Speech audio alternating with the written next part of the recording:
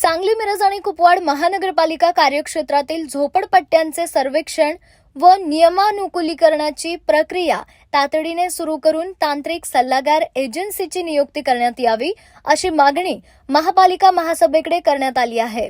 यासाठी महाराष्ट्र महानगरपालिका अधिनियमातील तरतुदीनुसार विषय आगामी महासभेसमोर निर्णयासाठी ठेवण्याची विनंती समाज कल्याण सभापती गीताताई पवार यांनी महासभेत केली आहे।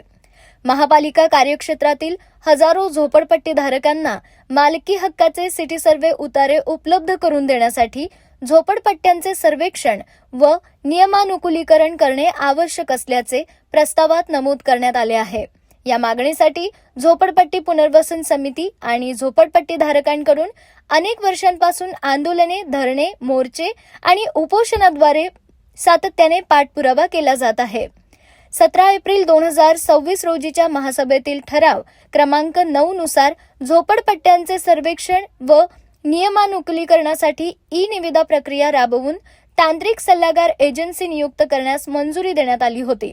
मात्र ठरावाला 3 महिन्यांहून अधिक कालावधी उलटूनही ई-निविदा प्रक्रिया पूर्ण झालेली नसल्याने महासभेच्या निर्णयाची अंमलबजावणी रखडली असल्याची नाराजी व्यक्त करण्यात आली आहे। या पार्श्वभूमीवर ई-निविदा प्रक्रिया तातडीने पूर्ण करून सक्षम तांत्रिक सल्लागार एजन्सीची नियुक्ती निश्चित कालमर्यादेत करण्यात यावी। झोपडपट्टी सर्वेक्षणाची प्रक्रिया पूर्ण होईपर्यंत अन्य कोणत्याही कामांच्या ई-निविदा प्रसिद्ध करू नयेत आणि महासभेच्या ठरावाची तात्काळ अंमलबजावणी करण्याचे निर्देश संबंधित विभागाला देण्यात यावेत अशी मागणी समाज कल्याण सभापती गीताताई पवार यांनी महासभेत केली आहे। येत्या 2 दिवसात तांत्रिक सल्लागार एजन्सीची नियुक्ती होणार असल्याचे यावेळी उपायुक्त स्मृती पाटील यांनी सांगितले आहे।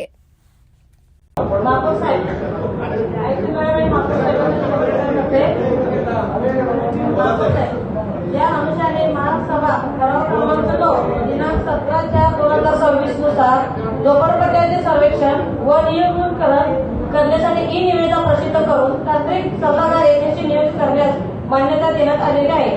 तथापि महासभेचा ठराव होऊनही अद्याप ई-निविदा प्रक्रिया पूर्ण झालेली नाही। एजन्सी नियुक्ती करण्यात आलेली नाही, त्यामुळे महासभेच्या निर्णयाचा अंमलबजावणी व विलंबाने होत असून हजारो झोपडपट्टीधारकांच्या मालकीच्या हक्काचा प्रश्न प्रलंबित राहिला आहे।